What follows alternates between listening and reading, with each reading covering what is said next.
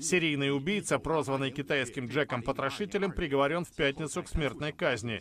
На совести 54-летнего Гао Чен Юна 11 женщин и девушек, которых он изнасиловал и убил в период с 1988 по 2002 год.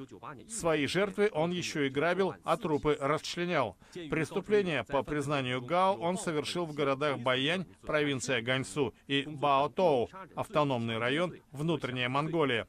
Злоумышленник был арестован в августе 2016 года в собственной бакалейной лавке. Его личность удалось установить с помощью анализа ДНК, взятого у одного из его родственников. Тот был задержан за мелкое преступление.